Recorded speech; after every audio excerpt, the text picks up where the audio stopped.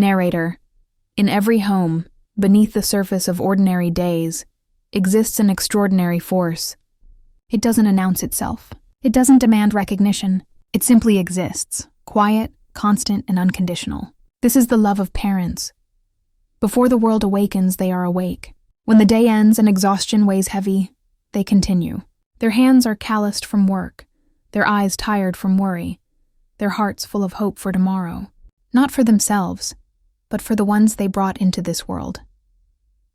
This is the story of the silent sacrifice, the unseen battles fought in kitchens, the quiet prayers whispered in darkness, the tears shed in solitude, and the smiles worn despite pain. This is a story about your parents, about my parents, about every parent who gives everything, expecting nothing in return. Today we pause, we look closer, we remember, because some sacrifices are too profound to remain invisible forever. Pause for emotional impact. Narrator. The alarm pierces the darkness, 30 a.m. While most of the world sleeps, Sofik opens his eyes. His body aches. Yesterday's labor still echoes in his muscles. For a moment, he considers just 5 more minutes of rest. Then he hears it in his mind. His daughter's laughter. His son's questions about school. The dreams they shared at dinner. Father's inner thoughts. Just a few more years. Keep going. They deserve better than what I had. They deserve everything. Narrator. He rises silently, careful not to wake his wife, who finally fell asleep an hour ago after tending to their youngest. The cold floor reminds him he's awake. He splashes water on his face, looks at his reflection. A man worn by time but powered by purpose. In the kitchen, he begins the morning ritual. Rice in the cooker, water boiling for breakfast soup. He cuts vegetables with practiced precision, each slice a meditation of love. The kitchen is his sanctuary at this hour, where sacrifice transforms into sustenance. He remembers his own childhood, days when breakfast was uncertain, when his parents worked until their hands bled. He made a promise then. His children would never know that hunger, never feel that uncertainty. Father's whisper. Today will be good. Today, I will work harder. For them, always for them. Narrator. The soup simmers. The rice steams. Dawn approaches, and in this quiet moment, before the chaos of the day begins, a father's love fills every corner of the small kitchen. Narrator. By 5:45 a.m., Sophia awakens. Not by alarm, but by instinct. A mother's internal clock that never fails.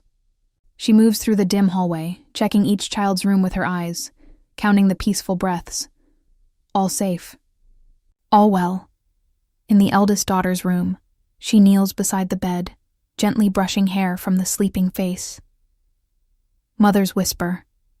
My beautiful girl. Wake up slowly. Another day of learning awaits you. Daughter, sleepy. Mama, 5 more minutes? Mother, 5 minutes, my love, but only 5. Narrator. She moves to her son's room. He's already stirring, tangled in blankets, his school uniform laid out from the night before. Her preparation, her foresight.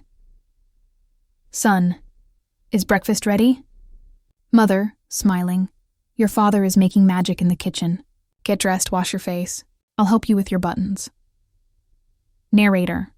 Back in the daughter's room, true to her word after 5 minutes, Sophia returns. She helps her daughter choose the right hair ribbon, the blue one, because she has a presentation today, and blue is her confident color.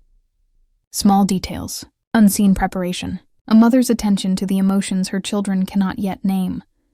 She combs the long hair with patient strokes, each one a blessing, each one a prayer for safety and success. When a tangle catches, she works it through gently, never rushing, never pulling too hard. Mother's inner thoughts. Every strand of hair, every button fastened, every shoelace tied. These are my prayers wrapped in action. May they feel loved. May they feel ready. May they know they are enough. Narrator. In the boy's room, she fastens his uniform buttons. His fingers fumble with the tie. He's still learning. Mother. Like this, see? Over and under. You're getting better every day, son. When will I be able to do it myself? Mother, touching his cheek. Soon, my dear. But there's no rush. Even when you can do it yourself, I'll still be here, watching proudly.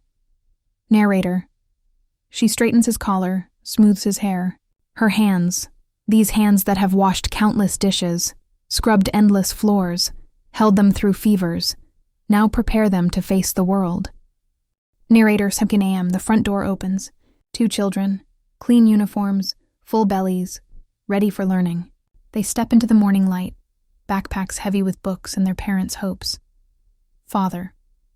Remember what we talked about. Daughter. Listen to teachers. Help friends, try my best, mother. And if anything is difficult, son. Ask questions. There's no shame in learning. Narrator. They taught him that. In a world that sometimes mocks curiosity, these parents built a home where questions are celebrated.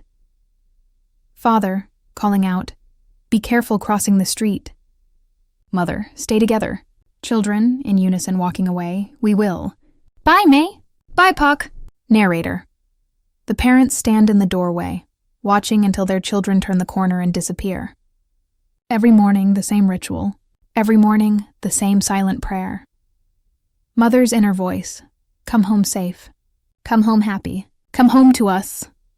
Father's inner voice. Learn well. Dream big. Become more than I could ever be. Narrator. They stand there a moment longer, the morning air cool against their faces. Around them, neighbors begin their own days. Other parents with the same worries, the same hopes, the same invisible sacrifices. Finally, they turn back inside. The house feels emptier now, echoing with absence. But there's no time for loneliness. The day's work waits for no one. Father. I should leave in 15 minutes. Mother. I'll pack your lunch. Narrator. These small exchanges, practical, routine, unremarkable to anyone else. But beneath the words I love you, I see your sacrifice. We do this together. Narrator. 30 a.m. Sophie climbs onto his motorcycle. The engine coughs before starting. It needs repair. But repairs cost money, and money is allocated elsewhere. School fees, books, medicine, food. The motorcycle can wait. His comfort can wait. Everything can wait except his children's needs. The streets are already filling with traffic. Motorbikes weave between cars. Trucks belch exhaust. Vendors call out their morning offerings. He navigates through it all, his mind elsewhere. Father's inner monologue. The rent is due next week. I'll need to pick up extra shifts. Maybe I can talk to the foreman about that weekend project. It means less time at home. But it means my daughter can keep her after-school tutoring. It means my son can have new shoes when his current ones finally give out. Narrator. A luxury car passes him, splashing puddle water onto his worn pants. The driver doesn't notice, doesn't slow down. Sofik doesn't react. He's learned that anger changes nothing, accomplishes nothing. He focuses on what he can control. His work, his effort, his will to provide. At a red light, he sees another father on a motorcycle, 2 children squeezed between him on the seat, headed to school. Their eyes meet briefly, a nod of mutual understanding. Fellow soldiers in the same silent war against poverty, against limitation, for their children's futures. Father's memory. My own father worked until his hands could barely hold a tool. I'm 42. My hands are already starting to feel the same, but I have 8 more years. 8 more years until my youngest finishes school. I can make it. I must make it. Narrator. He arrives at the construction site. Dust, heat, heavy lifting ahead. His back protests as he swings his leg off the motorcycle. He ignores it. Foreman. Sofik. You're early again? Father. The early bird catches the worm, brother. Narrator. What he doesn't say. I'm early because I can't afford to lose this job. I'm early because reliability is my only competitive advantage. I'm early because somewhere in this city, my children are sitting in classrooms, and their education depends on my punctuality. He puts on his safety helmet, worn gloves, and walks toward another day of labor. Another day of sacrifice. Another day of love expressed through sweat and aching muscles. Narrator. While Sofik lifts heavy materials across the city, Sophia begins her own labor. The house, quiet now without children's voices, reveals its true state. Dishes from breakfast, laundry piling up, floors that need sweeping, bathrooms that need scrubbing. She doesn't sigh.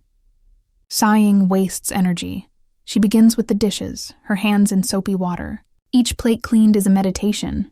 She thinks of her grandmother, who taught her that housework is not beneath anyone. It is the foundation upon which families are built. Mother's inner thoughts. Clean home, clear mind. My children will return to order, to peace. They won't come home to chaos. This is what I can control. Narrator. But housework is only the beginning. She pulls out a worn notebook, her careful accounting of the family's finances. Income on one page, expenses on another. The math is always tight, sometimes impossible. But she makes it work through sheer force of will and creative sacrifice. Mother's budget.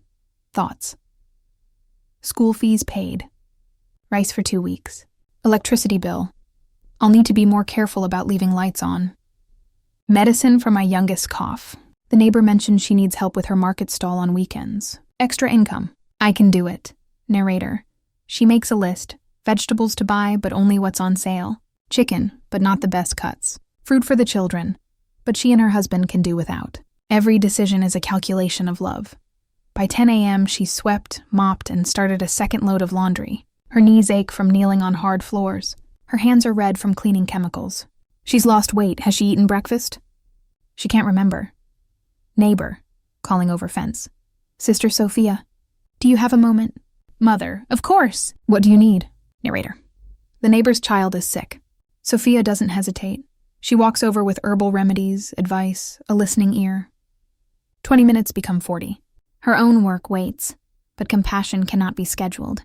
This is who she is, tired, overworked, yet the first to help others. Because she knows, truly knows, that we are all fighting invisible battles. We all carry weights others cannot see. Narrator. Noon. The sun beats down mercilessly. Sofik and his crew are installing steel beams for a new office building. Gleaming glass and modern design, a world away from his own simple home. He doesn't envy it. He appreciates it, because somewhere, someone else's father worked hard so their children could design buildings like this. The cycle continues. His own children might be those future architects, engineers, dreamers. Foreman. Sofik. We need these beams secured before the inspection tomorrow. Father, consider it done, narrator, his muscles strain. The steel is heavy, unforgiving. One wrong move could mean injury. And injury means no work. And no work means his family goes without. So he's careful, precise, professional. Co-worker. Brother, you look tired. Didn't sleep well? Father, my youngest had a cough. Kept checking on him. Co-worker. I understand. My daughter is the same. We don't sleep anymore, do we? We just wait. Narrator. They laugh. The knowing laugh of parents who understand that true rest ended the day their first child was born. But they wouldn't trade it, not for all the sleep in the world. During lunch break, Sofik sits in the shade, opens the lunch his wife packed. Rice, a bit of stir-fried vegetables, a small portion of pork. He notices she packed the good pieces, the tender cuts. She kept the tougher bits for herself. He knows this because she always does this. Father's silent promise. When things are better, and they will be better, I'll take her to that restaurant she walks past every week. The one with the nice tables and soft music. She deserves that. She deserves everything. Narrator. His phone buzzes. A text from his daughter. Text message. Poc, I got an A on my math test. Teacher said I'm improving. Narrator. He reads it 3 times.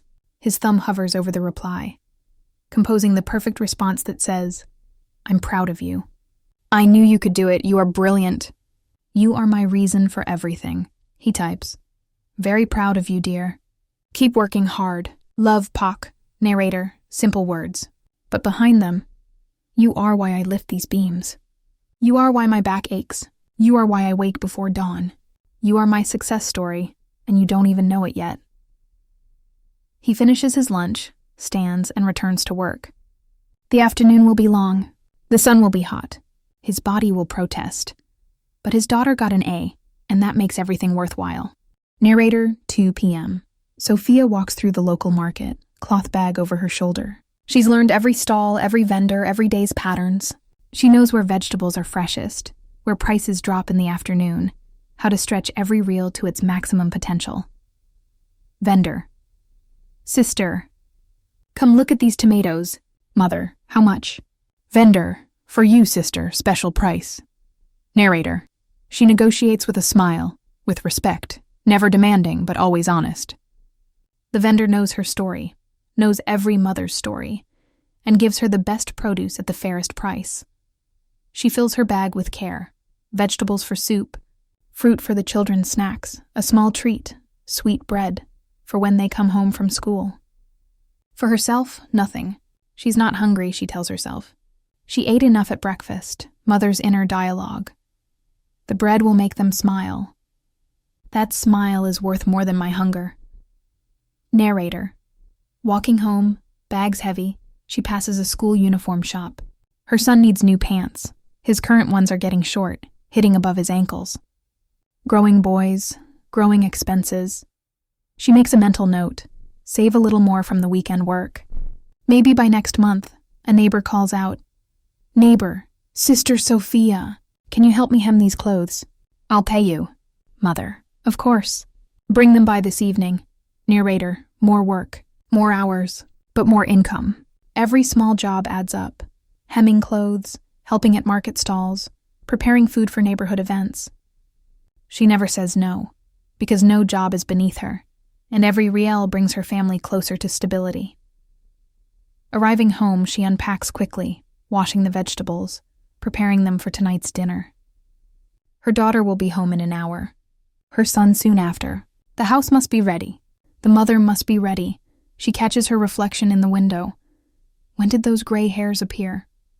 When did these lines form around her eyes? She's 38 but looks older. The price of care, of worry, of love that never rests. Mother's reflection. May used to tell me, a mother's beauty is measured not by her face, but by the well-being of her children. If that's true, I must be beautiful indeed. Narrator. She smiles at this thought, then returns to her preparations. There's always something more to do, always another way to express love through action. Narrator, 3:45 p.m. The sound that makes a house a home. Children's voices returning. Children arriving. May. We're home! Mother, welcome back. Wash your hands, change your clothes. There's sweet bread on the table. Narrator. Their faces light up. Sweet bread, a small thing, but to children, it's proof of thought, of love, of being seen. They gather around the table, snack in hand, stories tumbling out about their day. The friend who shared pencils, the difficult spelling test, the funny thing the teacher said. Sophia listens to every word, her full attention on them. This is her reward, these moments of sharing, of connection, of being trusted with their world. Mother. And homework? Son, groaning. Math. I don't understand the new chapter. Daughter. I have a science project due next week. Mother. Okay. Finish your snack, then we'll work together. Narrator. An hour later, the table is covered with books, papers, pencils, erasers. Sophia sits between them, her own education limited but her determination limitless. Son. May. This problem doesn't make sense. Mother, let's read it together, slowly. What is it asking? Narrator. She doesn't know the answer immediately, but she knows how to find it.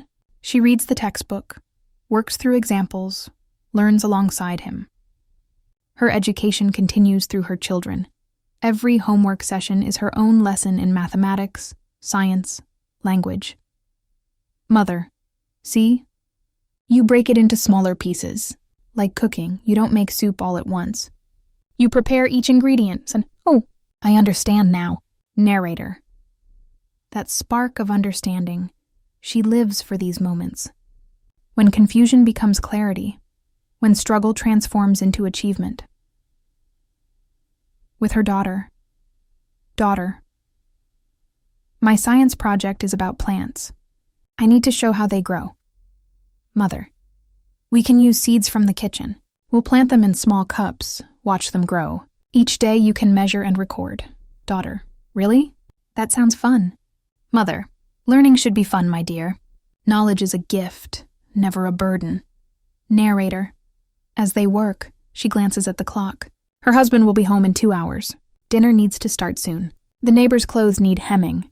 But right now, in this moment, the only thing that matters is her children's education. Mother's inner commitment. They will have what I never had. They will go further than I ever went. This is my purpose. Narrator. The daughter finishes her math problems, but her face shows frustration. Daughter. I got 3 wrong. I'm not good at math. Narrator. Sophia's heart aches. She knows this voice. The voice of self-doubt, the killer of dreams. She won't let it take root. Mother. Come here, my love. Sit with me. Narrator.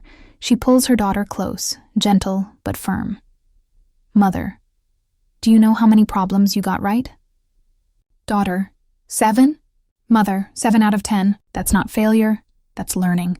Each wrong answer teaches you something. Tell me, did you understand the problems after we worked through them? Daughter nodding. Yes. Mother. Then you didn't fail. You learned. And tomorrow you'll know even more. That's what education is. Not getting everything right, but getting better every single day. Narrator. She lifts her daughter's chin, looking into eyes that mirror her own. Mother. Listen to me carefully. You are smart. You are capable. You are worthy of every dream you dare to dream. Math is just a subject. It doesn't define you. Your effort defines you. Your perseverance defines you. And I see both in you every single day. Daughter, tears forming. Do you really think I can do it? Mother, I don't think. I know. You know why? Because you're my daughter, and my daughter doesn't give up. Narrator, they embrace. The daughter's tears fall onto her mother's shoulder. Tears of relief, of hope, of feeling understood. Sophia holds her tight, wishing she could absorb all her child's doubts and fears. Mother's inner voice. I give you what my mother gave me. Belief. Unwavering, unconditional belief that you are enough, and you can become anything. Narrator. The son watches this exchange, learning his own lessons. That vulnerability is not weakness. That encouragement matters. That family is where you find your strength. Mother, to both children. You two are my greatest accomplishment. Not your grades, not your achievements, but you. Your kindness, your curiosity, your hearts. Never forget that, narrator. Simple words, but words that will echo in their minds for decades, in moments of doubt, in times of struggle. Their mother's voice, telling them they are enough. This is the inheritance that matters most. Not money or property, but belief. Belief that creates possibility. Narrator. Not every moment is serious. Not every interaction is about lessons and responsibilities. Sometimes love is simply being present in joy. Father, arriving home. I'm home! Children, Pok! Narrator. They rush to him, hugging his waist, nearly knocking him over. He laughs, the genuine laughter of a man whose exhaustion disappears in his children's presence. Father. Did you miss me? Son, can we play checkers before dinner? Father. Can I change my clothes first? Daughter, hurry! Narrator. 10 minutes later, they're seated around the small coffee table, a battered checkers set between them, pieces worn smooth from years of use. It was his father's set, and now he passes on the tradition. Father. Your move. Son, I'm going to beat you this time. Father. Confidence, I like it. Show me what you've learned. Narrator. They play, and Sofik lets his son win. Not obviously but subtly, creating teaching moments disguised as entertainment. His daughter watches, learning strategy, patience, thinking ahead. Sophia joins them, bringing cold water, sitting on the floor beside her husband. She doesn't play, but she participates through presence, through smiles, through the occasional comment that makes everyone laugh. Mother, remember, your father used to let me win too. Father, mock surprise, I did not. You were actually good. Mother, lies. But I loved you anyway. Narrator. The children giggle, watching their parents' playful banter. These moments teach them what they can't learn from books: how to love, how to partner, how to build a family through both struggle and joy. Daughter. My turn. Narrator. She plays against her brother now while parents watch. Two children who share everything: a small home, limited resources, but unlimited love, learning to compete with respect, to win with humility, to lose with grace. Father's observation: look at them. Healthy, happy, learning. This is why I do everything. For moments like these, mother's thought: we may not have much, but we have this. We have each other. We have laughter. We have love. Narrator. As the game ends, the daughter wins, and everyone claps. No prize except praise, no reward except recognition. But in this family, that's everything. Father. All right, champions. Time to wash up for dinner. Narrator. They groan good-naturedly but obey, leaving the parents alone for a brief moment. Father to mother. Thank you for today. For every day, mother. We're doing this together. Always together. Narrator. A squeeze of hands. A look that contains years of partnership, struggles overcome, sacrifices shared. No grand gestures, just quiet acknowledgement. Love in its truest form. Narrator. 30 p.m., teeth brushed, pajamas on, children nestled in their beds. The house settles into its evening rhythm, transitioning from the energy of day to the peace of night. Daughter. May, will you read to us? Mother. Of course. What story tonight? Son, the one about the wise turtle. Narrator. Sophia settles between their beds, a worn storybook in her hands. These pages have been read hundreds of times, the spine cracked with love, certain passages memorized. But she never complains. Each reading is a gift. To them, yes, but also to herself. These are the moments she'll remember when they're grown and gone. Mother, reading. Once upon a time, in a peaceful pond, lived a wise old turtle who had seen many seasons. Narrator. Her voice, soft and melodic, fills the room. The children's eyes grow heavy, but they fight sleep, wanting to hear the story's end, wanting to stay in this moment just a little longer. Sofik appears in the doorway, listening. He's tired, bone-deep tired, but he won't miss this. He leans against the frame, arms crossed, a smile on his weathered face. This is his reward, too. Watching his wife give their children the gift of imagination, of language, of quiet time before sleep. Mother, continuing. And the turtle said, "Patience, young one. The river doesn't rush to the ocean. It flows steadily, and it always arrives." Narrator. She glances up, making eye contact with each child, emphasizing the lesson woven into the story. Mother. What does that teach us? Son, sleepy, to be patient, and keep going. Mother. Yes, keep going. No matter how hard things seem, if you keep moving forward, you'll reach your dreams. Narrator.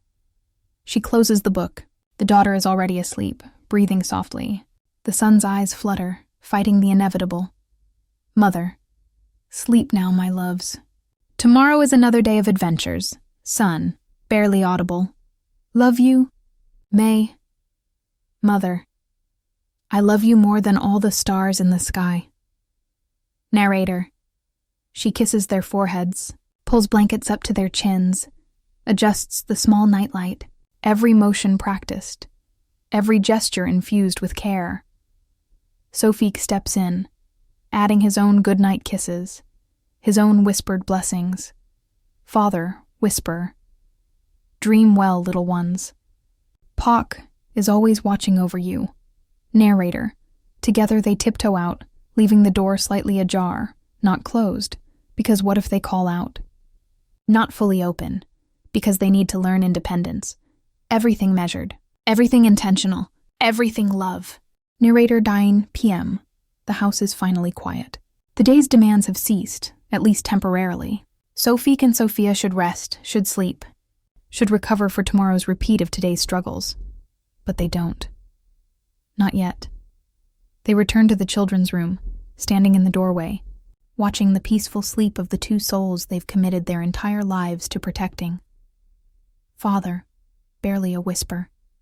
They're getting so big. Mother, I know. Time moves too fast, narrator. They watch in comfortable silence, the kind of silence only long-married partners can share. No need for words, just presence. Father's inner monologue. My daughter will be 13 soon. Already she's asking questions about the world, forming her own opinions. My son is discovering who he wants to become. I'm watching them transform from children into people, complex, thoughtful people. Did I do enough? Am I doing enough? Mother's inner voice. Look at them. So peaceful. They don't know about the bills I'm juggling, the meals I skip, the sleep I sacrifice. And they shouldn't know. Childhood should be about dreams, not worries. Let me carry the burden so they can carry hope. Narrator. Sofiq reaches for his wife's hand, intertwining fingers worn by labor. Father. We're doing okay, aren't we? They seem happy, Mother. They are happy. We're giving them what matters most, not wealth, but love. Not luxury, but security. Not perfection, but presence. Father. Sometimes I worry it's not enough. Other children have more. Better clothes, newer toys, bigger homes. Mother. But do they have parents who know every detail of their days? Who help with every homework problem? Who read to them every night? We give them us, completely. That's irreplaceable. Narrator. He nods. Knowing she's right, but still carrying the weight of wanting to provide more. Do more, be more, Father. When I was their age, I promised myself my children would have better. And they do, in many ways they do. But I still want to give them the world. Mother. You are giving them the world. Every day you wake up and work, every sacrifice you make, that's their world. You're building their foundation, brick by brick. Narrator. They stand there longer, memorizing this moment. The soft breathing, the peaceful faces, the innocence of sleep. Tomorrow will bring new challenges. But tonight, in this moment, everything is perfect. Mother. Come. We should rest too. Father. Just one more minute. Narrator. One more minute of watching. One more minute of gratitude. One more minute of silent prayer that they're doing right by these precious lives entrusted to them. Finally, they turn away, leaving the door ajar, nightlight glowing softly. They walk to their own small bedroom, where their own sacrifices await tomorrow. But for now, for tonight, they can rest knowing their children are safe, loved, and dreaming peacefully. Narrator 2.17. Sophia's eyes open instantly. A mother's radar never sleeps, never turns off. She heard it. The sound that doesn't belong in the night's rhythm. Coughing. Her son. She's out of bed before fully waking, moving on instinct and love. Sofiq stirs beside her, father, groggy. What is it? Mother, the baby's coughing again. Go back to sleep. Narrator. But he doesn't. He follows her, because that's what partners do. They face the night together. In the son's room, the small boy is sitting up, coughing, eyes watery. Fever. She can tell just by looking, by a mother's intuition that's more accurate than any thermometer. Mother. Gentle, calm. Shh, May is here. Let me feel your forehead. Narrator. Hot. Too hot. She glances at her husband. A look that communicates everything. This is serious, but we'll handle it. We always do, Father. I'll get the medicine and cool cloth. Son. Weakly. May. I don't feel good, Mother. I know, darling. We're going to make you better. Can you drink some water for me? Narrator. She helps him sip, supporting his small head, wiping his mouth. The daughter appears in the doorway, woken by the commotion. Daughter. Is he okay? Mother. He will be. Go back to bed, sweetheart. You have school tomorrow, daughter. Can I help? Narrator. Sophia's heart swells. Even at her young age, her daughter wants to help, to care, to serve. She's learning sacrifice by watching it. Mother. You can help by getting good rest so you stay healthy. We need you strong, narrator. The daughter nods, understanding, retreating to her room. Sofiq returns with medicine, a bowl of cool water, clean cloths. Father, here. Let me hold him while you prepare the medicine. Narrator. They work in perfect synchronization. No instructions needed. each knowing their role. Years of parenting have made them a team, each movement complementing the other. Sophia measures the medicine carefully. Children's dosage, based on weight, based on symptoms. She's not a doctor, but she's learned from experience, from asking pharmacists questions, from reading everything she could find. Mother. Open wide, brave boy. This will help you feel better. Son, grimacing. It tastes bad. Father. Medicine always tastes bad. That's how you know it's working. Here, have some water after. Narrator. She places the cool cloth on his forehead. He sighs with relief. She'll change it every few minutes, maintaining the coolness, fighting the fever 1 degree at a time. Mother. May will stay with you tonight. Try to sleep. Son. Will you sing to me? Narrator. She's exhausted. Her body aches for sleep. Tomorrow, today actually, in just hours, she has so much to do. But she doesn't hesitate. Mother. Of course, my love. Narrator. She begins a lullaby, old and familiar, the same one her mother sang to her.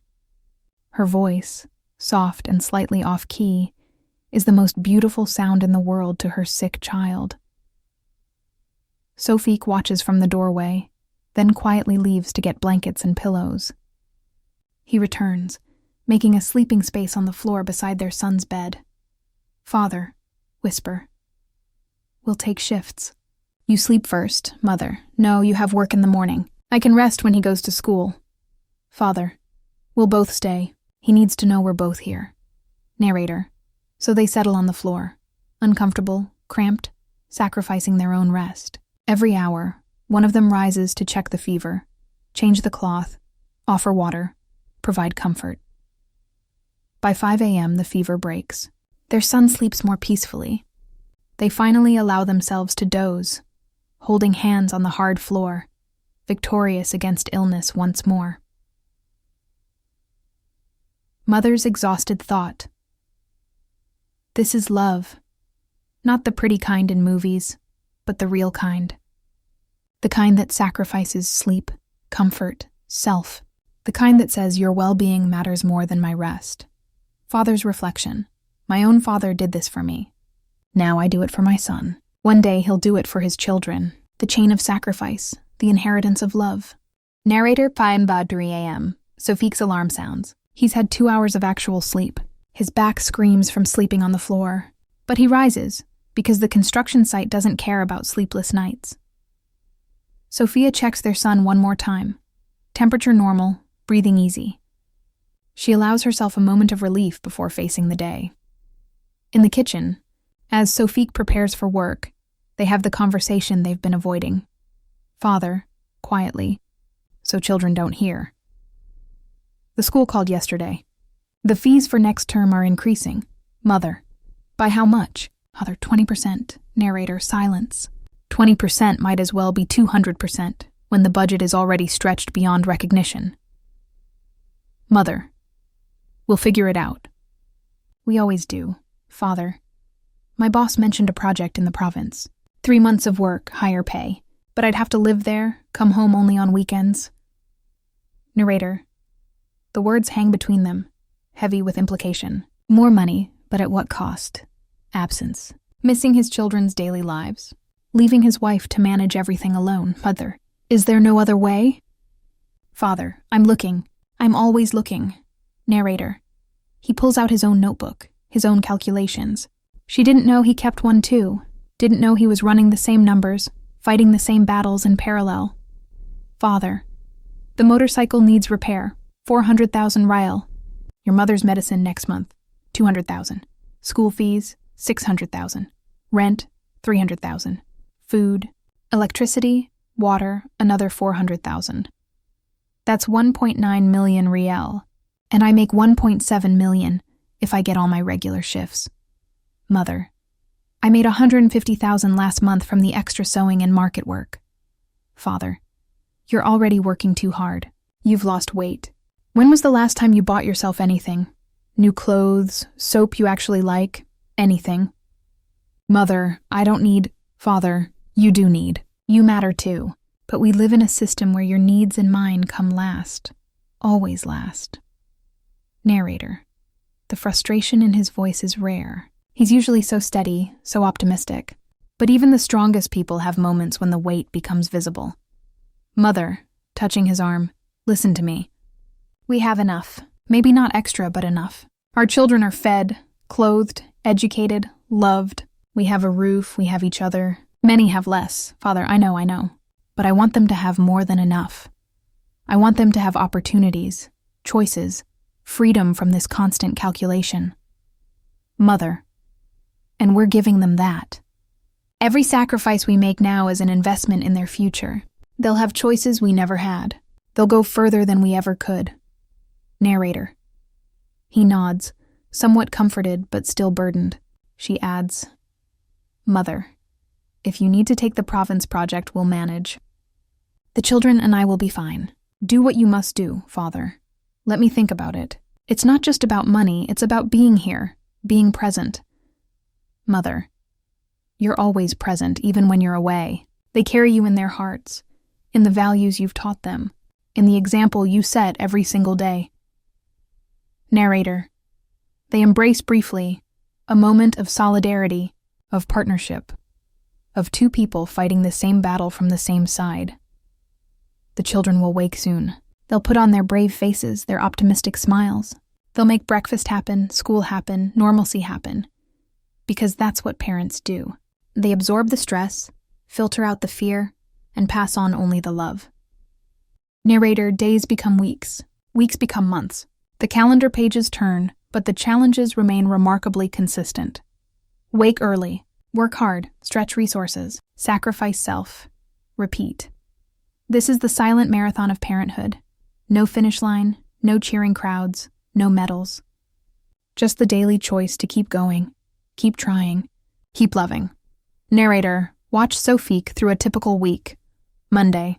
Lifting steel in scorching heat, 12-hour shift.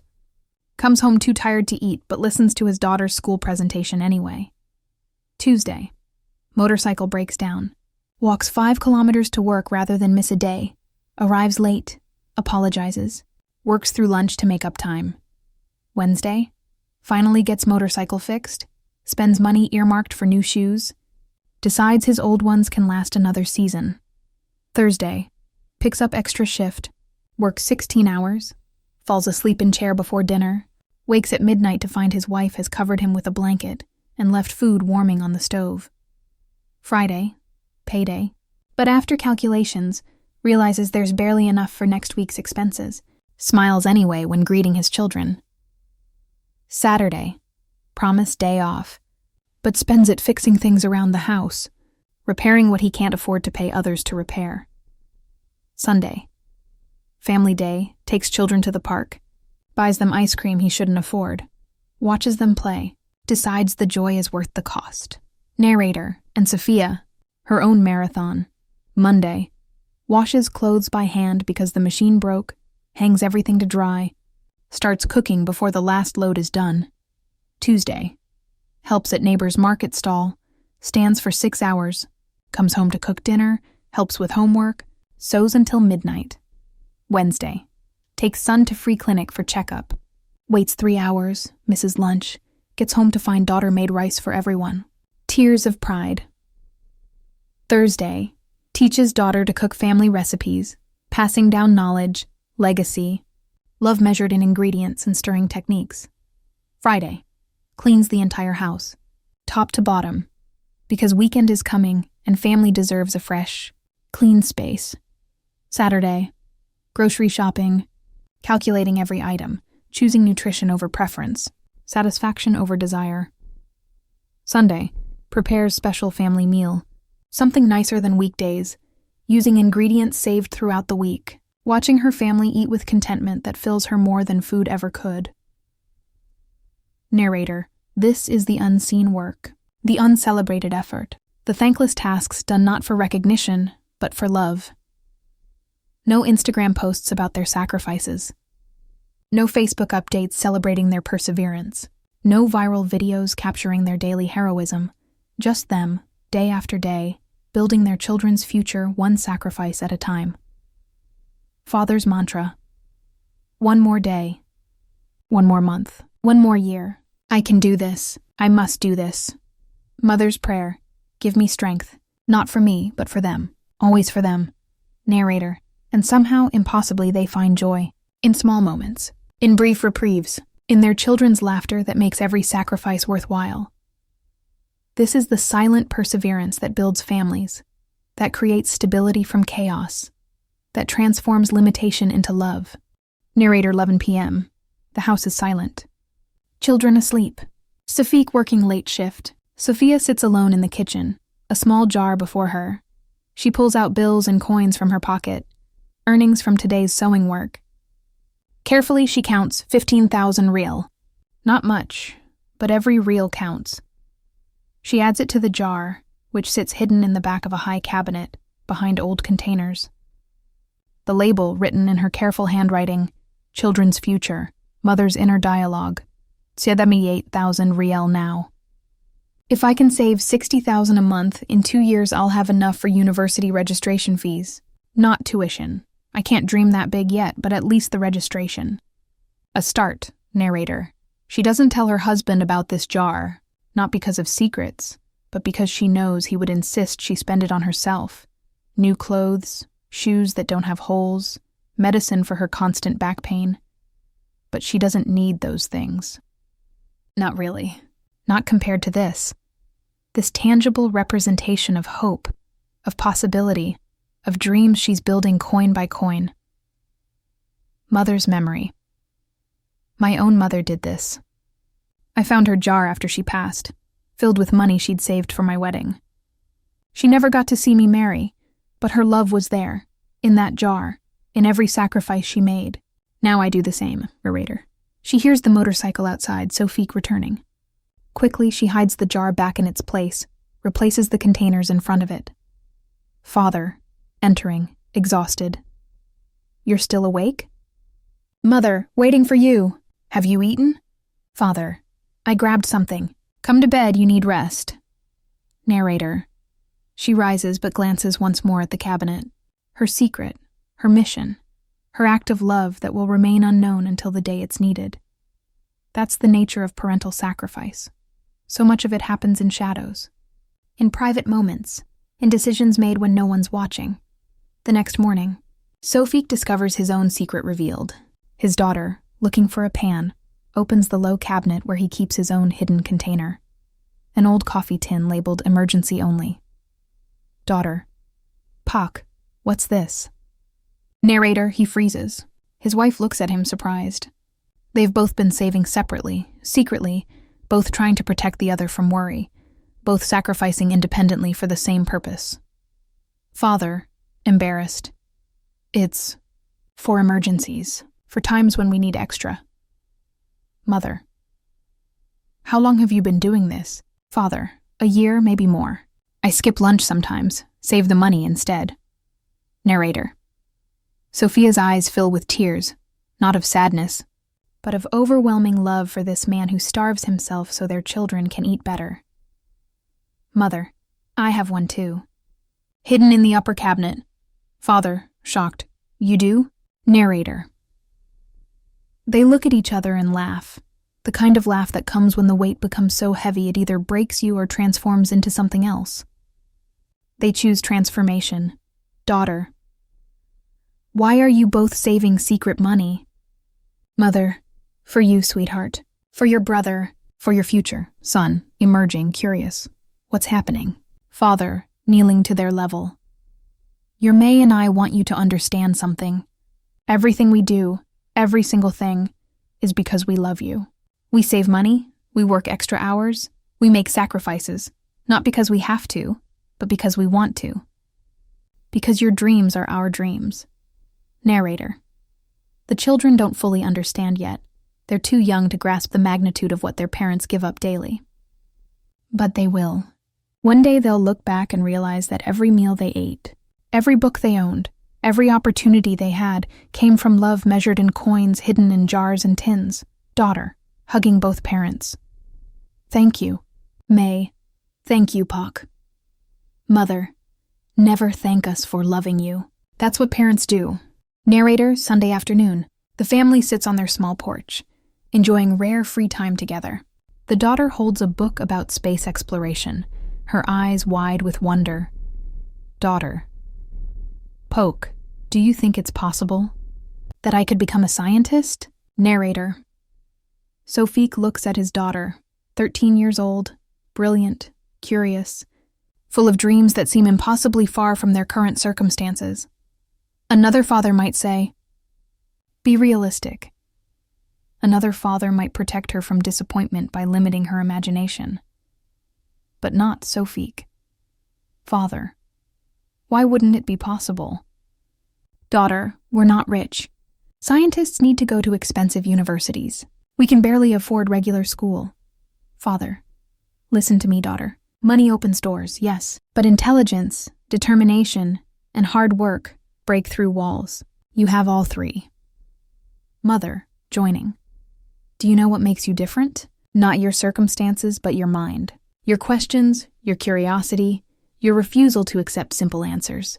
That's the mind of a scientist. Son, what about me? I want to be a teacher, father. A teacher. That's wonderful. Why a teacher? Son, because I want to help other kids learn. Like my teachers help me. And like you and May help us every night. Narrator. Sophia's breath catches. Her son, young and perceptive, has recognized that teaching happens not just in schools but in homes, at kitchen tables, through patient explanation and unconditional support. Mother. You'll make an excellent teacher. You're already so patient with your sister when you explain things. Father. I want you both to understand something crucial. Your May and I might not have university degrees. We might not have big careers or fancy jobs. But we're not failures. We're your foundation. Everything we couldn't become, we're building the path for you to achieve, daughter. But what if I fail? What if I try and can't do it? Father, then you try again, and again. And if after everything you end up somewhere different than you imagined, that's okay too. What matters is that you tried, that you refused to limit yourself because of where you started. Mother, you know what real failure is? Not trying because you're afraid, giving up because it's hard, accepting limitations that others put on you. That's failure. Everything else is just learning. Narrator. The son processes this, then asks, Son, did you have dreams when you were our age? Narrator. The parents exchange glances, a question they hoped wouldn't come, but knew eventually would.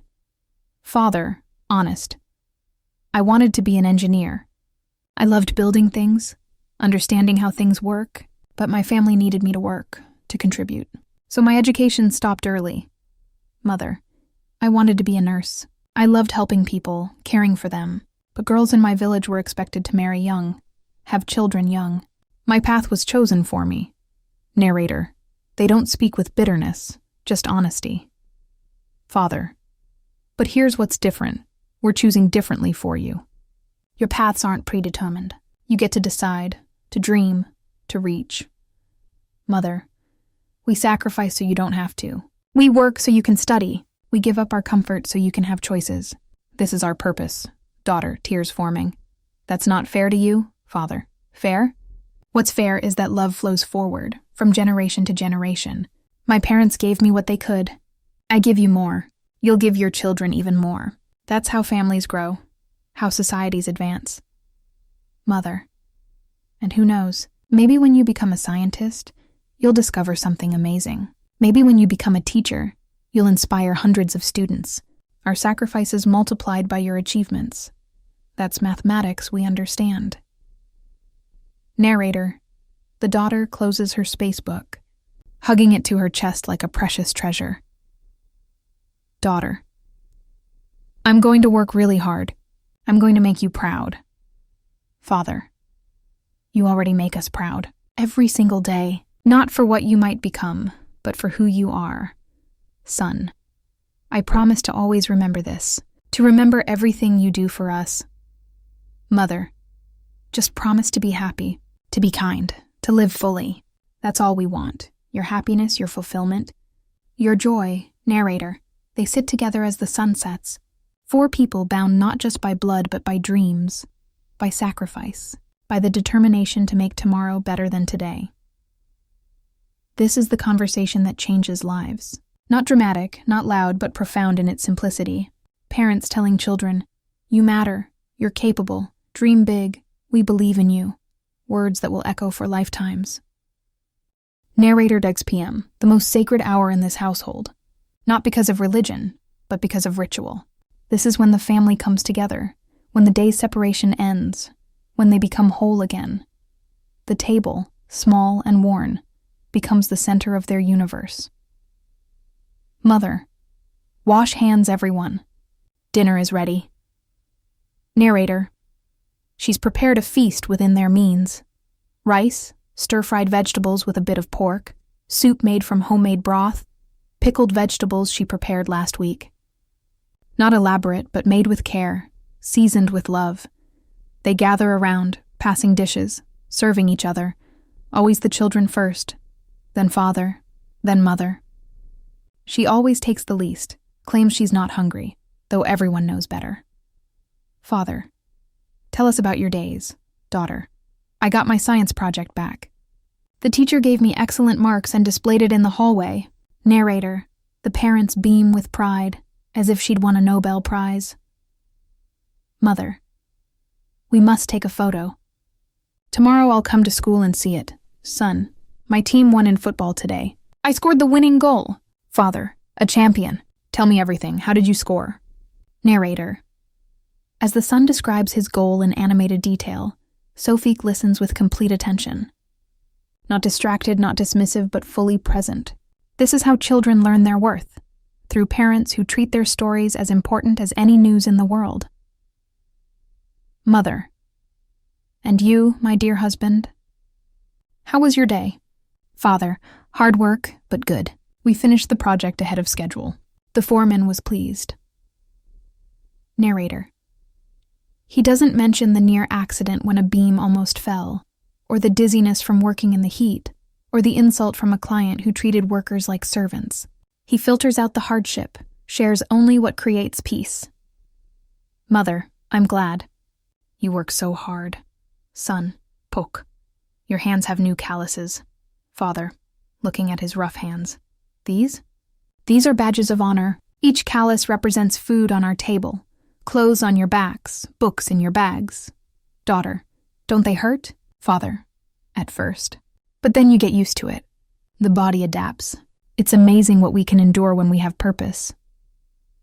Narrator, Sophia watches this exchange, her own hands hidden under the table, equally rough, equally scarred by labor. Mother, let's play a game.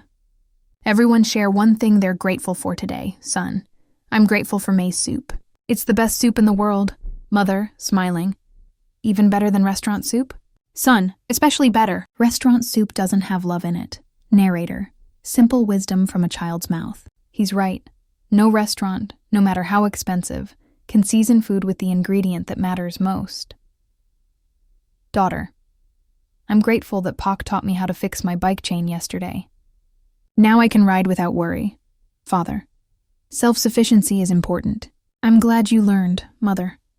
I'm grateful for this moment right now, all of us together, healthy, safe, sharing this meal. This is everything, Father, and I'm grateful for your mother, for her strength, her wisdom, her endless capacity to love and nurture. We are who we are because of her. Narrator, Sophia's eyes glisten. Compliments are rare, not because of lack of appreciation, but because survival often leaves little room for romantic expression. These words, therefore, carry extra weight. Mother, we are who we are because of each other. This family is our strength. Narrator, they continue eating, talking, laughing. The son tells a joke he heard at school. Terrible, but they laugh anyway. The daughter shows them a drawing from art class. They pass dishes, refill bowls, exist in this bubble of togetherness. Outside, the world continues its chaos. Bills wait to be paid. Work waits to be done. Challenges wait to be faced. But here, now at this table, none of that exists. Only family, only love, only the most important meal of the day, not because of the food, but because of the communion. Father, raising his water glass. To our family. Small but mighty. Everyone, raising glasses. To our family. Narrator. They clink their glasses. Simple glass cups. Nothing fancy. But the toast is as meaningful as any made with crystal and champagne. This is wealth. This is success. This is what they work for, sacrifice for, endure for. Not things but moments. Not possessions but presence. Not status but love. Narrator. That night, after dinner, after dishes, after homework, the daughter can't sleep. She lies in bed, staring at the ceiling, her mind turning over something she'd never considered before. She thinks about the conversation at dinner, about her father's calloused hands, about her mother's thin frame, about the secret jars of savings, about dreams deferred and sacrifices made. For the first time in her young life, she sees clearly. Everything she has, everything she is, comes from them. From their daily, unseen, constant giving. Daughter's inner voice. I never noticed. How did I never notice? May eating the smallest portions. Talk wearing shoes with holes. Their clothes. When was the last time they bought something new? But my uniform is always clean, always intact. My books are always provided. My school fees always paid. Narrator. She rises quietly, walking to her parents' room. Through the cracked door, she sees them. Mother mending clothes by lamplight. Father reviewing his work schedule for tomorrow. Mother. You should sleep. Tomorrow will be long. Father. Just want to make sure I don't miss any shifts. Every day counts. Mother. You're pushing yourself too hard. Father. Only for a few more years. Once they're through university, we can rest. Mother, laughing softly. We'll never rest. When they're educated, we'll worry about their jobs. When they have jobs, we'll worry about their marriages. When they're married, we'll worry about our grandchildren. That's what parents do. We worry because we love. Father, I don't mind. This worry is different from the worry I grew up with. My parents worried about food, about survival. We worry about opportunity, about success. That's progress. Narrator. The daughter's eyes fill with tears. She's heard enough. She understands now. She pushes the door open. Daughter. May. Puck. I couldn't sleep. Mother. What's wrong, sweetheart? Bad dream? Daughter. No, I need to tell you something. Narrator. She enters, sitting between them on their small bed. Daughter. I understand now. I understand what you do for us, all of it. The early mornings, the late nights, the worn clothes, the skipped meals, the secret savings. I see it now, and I'm sorry I didn't see it before. Father, you're not supposed to see it. That's the point. We want you focused on your studies, your growth, your dreams. Daughter. But it's not fair. You sacrifice everything and I just take and take. Mother, pulling her close. Oh, my beautiful girl. You don't take, you receive. And there's a big difference. We give because giving to you brings us joy. You are not a burden. You are our purpose. Father, do you know what makes all the hard work worthwhile? Coming home and seeing your smile, hearing about your achievements, watching you grow into this thoughtful, intelligent, compassionate person. That's not taking, that's giving us meaning. Daughter, crying now. I want to make it up to you. I want to work hard and succeed so you can stop sacrificing. Mother, listen carefully. You don't owe us repayment. Love isn't a debt. When you become successful, and you will, you don't pay us back. You pay it forward. You care for your own children the way we cared for you. You help others the way we tried to help our community. That's the legacy that matters, Father. And you are working hard. Every good grade, every kind action, every time you help your brother, every moment you make us proud. That's not taking. That's giving back. You give us hope. You give us purpose. You give us a reason to keep going. Daughter, I promise I won't waste it, any of it. The sacrifices you make, the opportunities you give me, I'll honor them by living fully, by achieving everything I can, Mitter. Just promise to be happy. Success means nothing if you're not happy. Narrator. They hold each other, three people bound by understanding that transcends words. This moment, this recognition, this gratitude, this love, is what every sacrifice has been building toward. Not material success, though that would be nice. Not fame or fortune, though those would be welcome. but this: connection, appreciation, the passing of values from one generation to the next. Father, you want to know the truth? I'm the lucky one. Not everyone gets to wake up every day knowing exactly why they exist. I exist for you, for your brother, for your mother. That's clarity most people never find, daughter. I love you both so much, mother and father. We love you more. Narrator. The son appears in the doorway, rubbing his eyes. Son, why is everyone crying? Daughter, happy tears. Come here. Narrator. He joins them on the bed, the family of 4 squeezed together in a space meant for 2. Cramped, uncomfortable, but perfect. This is the moment that will define the daughter's life. Years from now, when she faces her own challenges, makes her own sacrifices, she'll remember this night. Remember her parents' weathered faces, their rough hands, their unwavering love. And she'll understand that the greatest inheritance isn't money or property. It's the example of how to love completely, sacrifice willingly, and persist courageously. Narrator. Time moves forward as it always does. Days blend into weeks, weeks into months, months into years. The sacrifices continue, unabated, unrelenting. But something has changed. The children, now aware, participate differently. They waste less, appreciate more, help without being asked. The daughter excels in school, driven not by pressure but by purpose. She knows each excellent grade honors her parents' labor. Each award, each recognition is a testament to their sacrifice. The son becomes more independent, learning to cook simple meals, to clean, to care for his own needs. He watches his father's tiredness and tries to lighten the load in whatever small ways he can. Narrator. 3 years pass. The daughter is now 16, preparing for university entrance exams. The jar of savings, combined with the father's tin, has grown. Not enough for everything, but enough for a start. Father to daughter, studying late. Don't push too hard. Rest is important too. Daughter. I'm fine, Poc. I want to do my best. Father. Your best doesn't require destroying your health. Remember, balance. Narrator. She learned this from watching them. How to work hard. Yes, but also how to persist, how to endure, how to find joy even in difficulty. One evening, the school calls with news. The daughter has won a scholarship. Not a full scholarship, but significant. Half tuition for 4 years at a prestigious university. Mother, phone call. What? Are you certain? She won? Thank you? Thank you so much. Narrator. She hangs up, screaming with joy. The family gathers, confused, excited. Mother, you did it! You won the scholarship. Narrator, the daughter stands in shock.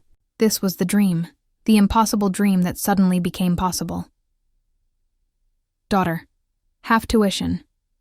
That means we can afford it. With your savings, with what we've been putting aside, we can actually afford it. Father, we're sending you to university. Our daughter, the first in our family to attend university. Narrator, tears flow freely. Not tears of sadness, but of triumph, of validation, of dreams realized through persistence. The son hugs his sister.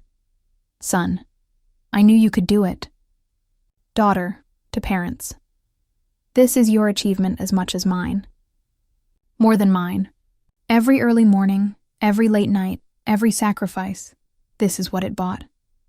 Not just my education, but proof that your efforts matter.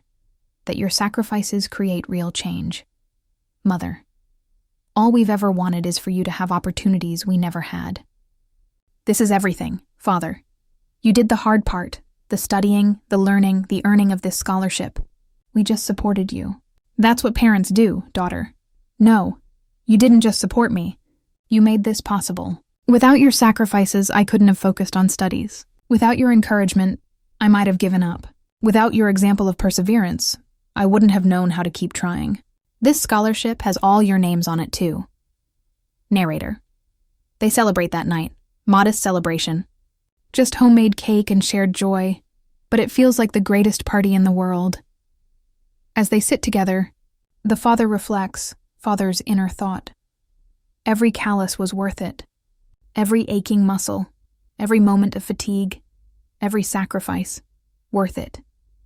This is what it was all for. This moment right here. Mother's realization. My grandmother worked so my mother could survive. My mother worked so I could learn to read. I worked so my daughter could go to university. She'll work so her children can reach even higher. This is how families rise.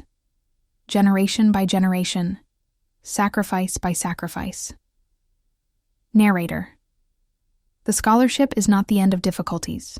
The family still struggles financially. The father still works long hours. The mother still juggles multiple jobs. The son still studies at a crowded public school. But something fundamental has shifted. The sacrifices, once invisible and unremarked, are now seen, acknowledged, honored. The family doesn't just survive together. They thrive together. Each person's effort recognized. Each person's contribution valued. This is the power of parental sacrifice. It compounds. It multiplies. It creates opportunities that ripple forward through time. Narrator, 4 years later. The daughter stands in graduation robes. Diploma in hand. Bachelor of Science. Top of her class. Job offers from research institutions. In the audience, her parents sit in borrowed formal clothes. They look older now. The years have been harsh. But their faces radiate pride that eclipses the sun. The son, now 14, sits beside them, himself excelling in school, following his sister's example. Announcer. Our valedictorian, graduating with highest honors. Narrator. The daughter gives her speech. She talks about perseverance, about sacrifice, about the unseen heroes who make success possible. Daughter. Speech. I stand here today not alone, but carried by those who sacrificed so I could soar. My parents, who worked before dawn and after dusk, who went without so I could have, who never complained, never gave up, never stopped believing. This diploma has 4 names on it, not one. Every lesson I learned came with a cost they paid. Every opportunity I seized was built on their sacrifice. To my parents, you told me education was the path forward. You were right, but you taught me something more important than any textbook ever could. You taught me what love looks like in action. What perseverance means. What family means. I am here because of you. This achievement is yours, narrator. In the audience, Sophia cries openly. Sophie holds her hand, his own eyes wet, his throat tight with emotion. Mother, whispering, we did it. We actually did it, Father. She did it. We just loved her. Mother, that's what did it. The love. Narrator. After the ceremony, they embrace. The daughter, now a woman, holds her parents as they once held her, protectively, lovingly, gratefully. Daughter. I got the research position. It pays well, really well, enough that... Father. That's wonderful. Daughter. Enough that you can retire, Puck. No more construction sites. No more exhaustion. I can support us now. Narrator. The father's tears flow freely now, not from sadness, but from the profound realization that the cycle has completed. He worked so she could rise. Now she rises to care for him. Father, I don't need... Daughter, yes you do. You've earned rest. You've earned comfort. Let me give you what you gave me. Security, opportunity, love, mother. And I can finally stop taking extra work. We can just be, daughter, you can be. You can rest. You can enjoy life. That's what comes next. Son, and I'll work hard too. In 4 years, I'll graduate and help even more. Narrator. The family stands together. 4 people who started with nothing but love and determination. Now standing with everything that matters. Health, education, opportunity, and most importantly, each other. Father. You know what makes me proudest? Not your degree, though that's wonderful. Not your job, though that's amazing. But who you became. Kind, generous, thoughtful, aware of others' sacrifices. That's true success. Mother, you took our sacrifice and transformed it into something beautiful. Not just for yourself, but for others you'll help. Others you'll inspire. Others whose lives you'll change through your work.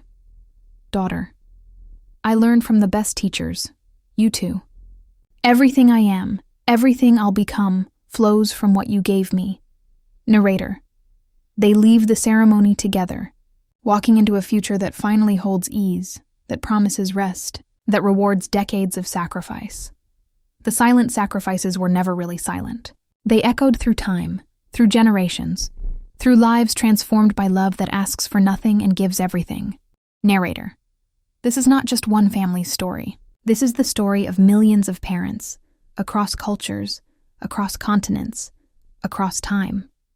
Parents who wake before dawn and sleep after midnight, who wear worn clothes so their children can have new ones, who eat less so their children can have more, who hide their pain so their children can play freely, parents who are construction workers and cooks, teachers and farmers, street vendors and office cleaners, parents whose names will never make headlines, whose sacrifices will never trend on social media, whose heroism is daily, quiet, and profound. Narrator. To every parent watching this, you are seen. Your 4 a.m. wake-ups matter. Your skipped meals matter. Your tired feet and aching backs matter. Your hidden tears and secret worries matter. Every homework session you facilitate, every meal you prepare, every worry you carry so your children don't have to. These are not small things. These are world-changing things. You are not just raising children. You are creating futures. You are breaking cycles. You are building possibilities. Narrator. And to every child, whether young or grown, look at your parents. Really look at them. See the gray in their hair, the lines on their faces, the calluses on their hands, the tiredness in their eyes. Each mark tells a story of sacrifice made for you. Each gray hair represents a worry carried. Each line represents a challenge overcome. Each callus represents work done. Each tired look represents love given. Don't wait until it's too late to see them, to thank them, to honor them. Narrator. The greatest tragedy is not poverty or struggle. The greatest tragedy is taking sacrifice for granted, is letting love go unacknowledged, is forgetting that someone worked tirelessly so you could rest, gave up constantly so you could have, loved unconditionally so you could feel secure. Narrator. Call your parents today. Hug them if you can. Thank them. Tell them you see their sacrifices. Tell them you appreciate their love. Tell them they matter, not because they need to hear it, though they do, but because you need to say it. Because gratitude expressed creates connection, heals wounds, builds bridges. Narrator. And if your parents are no longer here, honor their memory by living the values they taught you, by sacrificing for the next generation, by loving unconditionally, by persevering through difficulty, by being the person they hoped you'd become. Narrator. This is the silent sacrifice. Love that asks for nothing, gives everything, and continues forever. It's not loud, it's not celebrated, it's not always noticed, but it is everything. It is the foundation upon which families are built, futures are created, and humanity continues. Narrator. To every parent, your sacrifices are not silent anymore. We see you. We honor you. We celebrate you. Thank you for your love. Thank you for your sacrifice. Thank you for giving everything so the next generation could have something more.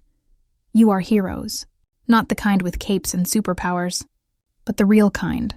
The kind that changes lives through daily, consistent, unconditional love. Final message. Silent sacrifice, the sacrifice of someone, is the most powerful force in the world. It builds families, creates opportunities, and transforms lives. Today, we make it visible. Today, we say thank you.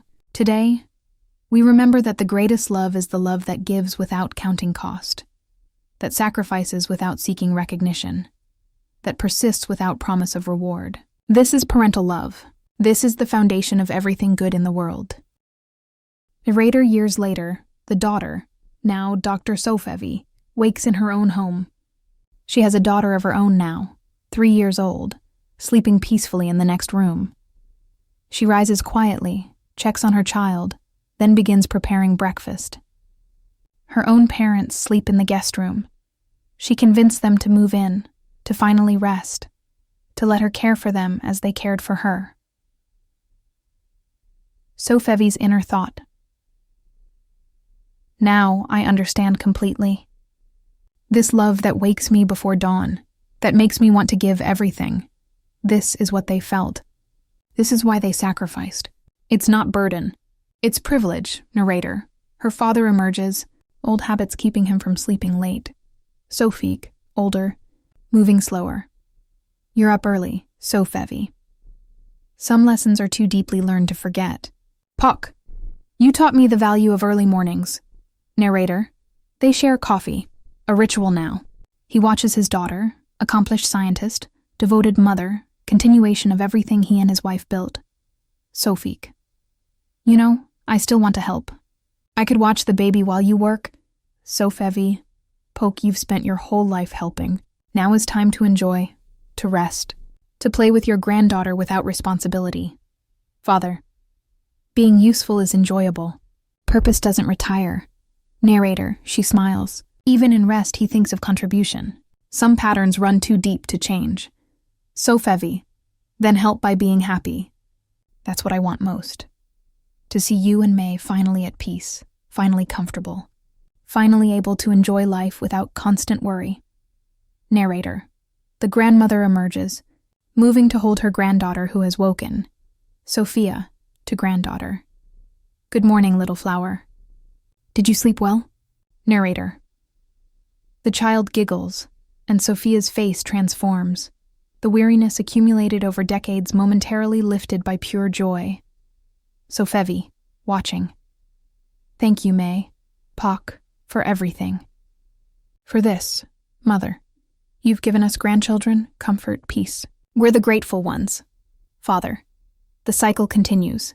We sacrificed for you. You sacrifice for her. She'll sacrifice for her children. This is how love multiplies across generations. Narrator. And so the story continues. Different players, same love. Different challenges, same perseverance. Different times, same sacrifice. The silent becomes visible. The unnoticed becomes celebrated. The taken for granted becomes honored. But most importantly, the love continues. Constant, unconditional, eternal. Narrator. In communities everywhere, similar stories unfold. Each unique, each profound, each testament to parental love. Voice 1, a teacher. My mother cleaned offices at night so I could attend school during the day. I never saw her tired, though she must have been exhausted. Now I teach children whose parents make similar sacrifices. I see their parents at school events, wearing work clothes because they came straight from jobs, apologizing for being late because they work multiple shifts. I tell them never apologize. Your presence is the greatest gift. Voice 2, a doctor.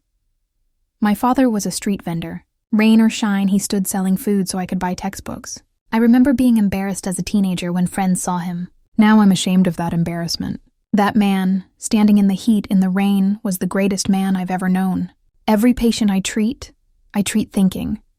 Someone's father sacrificed for this person too. Voice 3, an engineer. Both my parents worked in factories. They came home with fingers stained from dyes, backs bent from repetitive motion, but they never missed a school meeting, never forgot to help with homework, never stopped believing I could become more than they were. I design buildings now, but the greatest architecture I know is what they built, a family foundation strong enough to support dreams. Voice 4, a mother. Now that I have children, I finally understand my own mother. The sleepless nights, the constant worry, the putting myself last. I used to think she was just doing her job. Now I know it's not a job, it's love in its purest form. I call her more now. I thank her more. I try to be half the mother she was. Voice 5, a father. I work construction like my father did. Sometimes my body hurts and I think, how did he do this for 30 years? And then I look at my son and I understand. Love is the greatest painkiller. Purpose is the strongest medicine. I work not despite the pain, but through it, because of love. Narrator. These stories, different in detail but identical in essence, remind us parental sacrifice is universal. It crosses every border, transcends every culture, speaks every language. It is the common thread of humanity, this willingness to give everything for the next generation. Narrator. Somewhere, a child watches their parent return from work, exhausted but smiling. Something clicks. Understanding dawns, child's inner voice. I see you now, May. I see you, Pog. I see the sacrifice I took for granted, and I make this promise.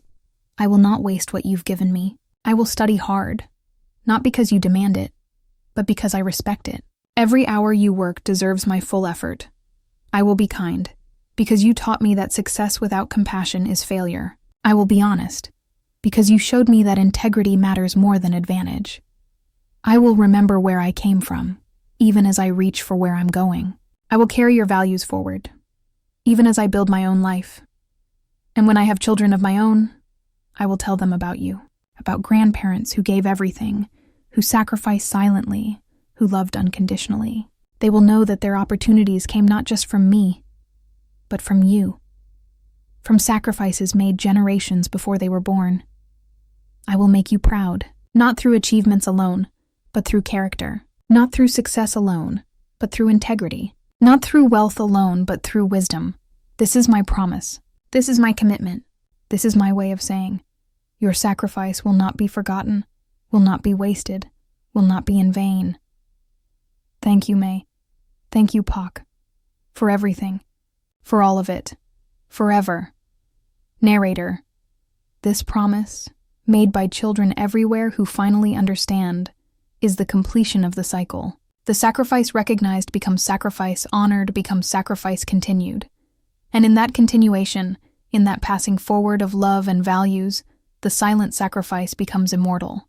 Narrator, an elderly grandmother sits with her great-grandchildren, telling them stories of when she was young, when life was harder, when sacrifice was daily and necessary. Grandmother. You know, little ones, when I was your age, we had very little, but we had everything that mattered. We had family. We had love. We had parents who worked until their hands were rough and their backs were bent. I watched my mother, your great-great-grandmother, work in rice fields from dawn until dark. She never complained. She sang while she worked, because she said complaints poison the soul, but songs feed it. My father built our small house with his own hands. Every board placed was an act of love. Every nail hammered was a prayer for our safety. They didn't give us wealth. They gave us something better. They gave us an example of how to live, how to love, how to persist. Now I look at all of you, educated, comfortable, full of opportunity, and I see their sacrifice multiplied through generations. They worked so I could learn to read. I worked so your grandmother could finish school. She worked so your parents could attend university. Your parents work so you can dream even bigger. This is the gift that never stops giving. The gift of sacrifice transformed into opportunity, of love transformed into achievement, of struggle transformed into success. Great-grandchild. Did you ever thank them, great-grandmother? Grandmother, every day. But more importantly, I thanked them by living well, by working hard, by passing their values to my children. That's how we thank our parents, by becoming people they can be proud of, by carrying forward what they taught us. And now you can thank them too, even though they're long gone, by remembering this story, by appreciating what you have, by never taking sacrifice for granted. Narrator. The children listen, absorbing wisdom that will shape their lives, understanding that they are part of a chain of love, sacrifice, and determination that stretches back through generations and forward into futures yet to be written. Narrator. This story is for everyone, for those who have parents and those who've lost them, for those who are parents and those who will be, for those who remember sacrifice and those who are just beginning to see it. To parents. You are enough. Even on days when you feel you're failing, when the bills overwhelm, when exhaustion wins, when patience runs thin, you are enough. Your children don't need perfection. They need presence. They don't need wealth. They need warmth. They don't need you to have all the answers. They need you to face questions together. Every sacrifice you make, seen or unseen, matters. Every meal prepared with limited ingredients but unlimited love matters. Every bill paid through extra shifts matters. Every worry carried so they can sleep peacefully matters. You are heroes, real heroes, the kind that changes the world one child at a time, to children of all ages. Look at your parents, really look. See beyond the surface to the sacrifices beneath. They're getting older. Time is finite. Don't let another day pass without expressing gratitude. If your parents made mistakes, remember, they were learning too. Parenthood doesn't come with a manual. They did their best with what they had, with what they knew, with what they could give. Forgive their imperfections. Celebrate their efforts. Honor their sacrifices. And if you can't thank them in person because they're gone, honor them through how you live. Be the person they hoped you'd become. Pass on the values they taught. Make their sacrifice mean something through your actions. To everyone. We live in a world that celebrates the loud, the visible, the dramatic. But real greatness is often quiet. Real heroism is often daily. Real love is often sacrificial. Let's celebrate the silent sacrifices. Let's honor the unseen efforts. Let's recognize that the foundation of every successful person is someone who sacrificed so they could rise. Parents, teachers, mentors, community members, everyone who gives without expecting return, who loves without counting cost, who sacrifices without seeking recognition, you are the backbone of humanity. Narrator. Today, make a choice. A choice to see, a choice to appreciate, a choice to honor, a choice to continue the cycle of love and sacrifice that builds families, communities, and civilization itself. The silent sacrifice is silent no more. We see it, we honor it, we celebrate it, and we commit to passing it forward. Narrator. Inspiration without action is just emotion. Let's transform this moment into meaningful change. Here are ways to honor parental sacrifice today. Action 1. Express gratitude. Call your parents today. Don't wait for a special occasion. Tell them specifically what you appreciate. Not just thank you for everything, but thank you for waking up early to prepare my breakfast. Or thank you for working extra hours so I could take piano lessons. Specific gratitude creates powerful connection. Action 2. Spend quality time. If your parents are living, schedule time with them. Not distracted time where you're on your phone, but present time. Ask them about their lives, their dreams, their stories. Listen actively. Record their voices if you can. One day, you'll treasure these recordings more than any possession.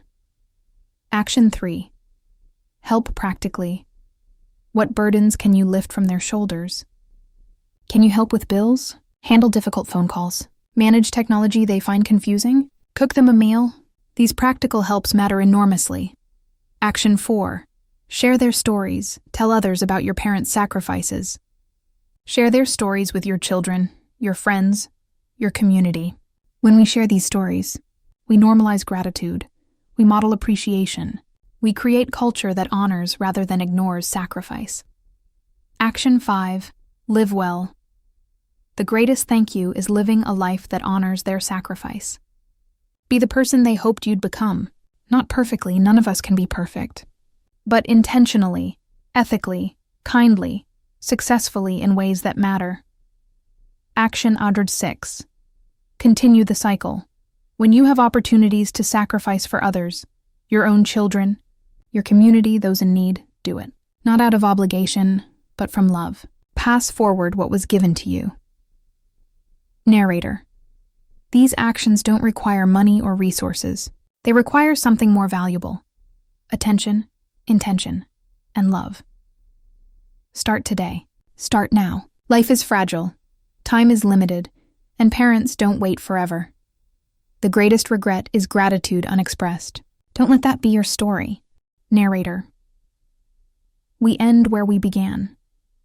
In the quiet of morning, in the sacred space of family, in the eternal cycle of love and sacrifice. Somewhere, a parent wakes before dawn. Somewhere, a child dreams peacefully. Somewhere, sacrifice continues silently, building futures one act of love at a time. This is the way of the world, the eternal circle where love flows forward, where sacrifice creates opportunity, where each generation rises on the shoulders of the previous. Narrator. To every parent who will wake early tomorrow, you are seen. Your sacrifice matters. Your love is changing the world. To every child who will wake to a prepared breakfast, clean clothes, and opportunity, you are loved beyond measure. You are the reason for every sacrifice. You are the dream made real. To everyone watching, you are part of this story. Whether as parent or child, giver or receiver, You exist within this eternal cycle of love. Final blessing. May parents find strength in exhaustion, hope in difficulty, and joy in sacrifice. May children see clearly, appreciate deeply, and honor sincerely. May families grow closer, bonds strengthen, and love multiply. May the silent sacrifice be recognized, celebrated, and continued. May every act of love, no matter how small or unseen, create ripples that extend through generations, transforming lives, building futures, and making the world better, one family at a time. Narrator. This is not the end of the story. It's an invitation to continue it, in your own life, in your own family, in your own way. The silent sacrifice, the sacrifice of someone, continues. And now you are a part of making it visible, making it honorable, making it eternal. Thank you for listening. Thank you for caring. Thank you for being part of this essential human story. Now go. Call your parents. Hug your children. Express your gratitude. Continue the cycle. Love is the greatest inheritance. Pass it forward.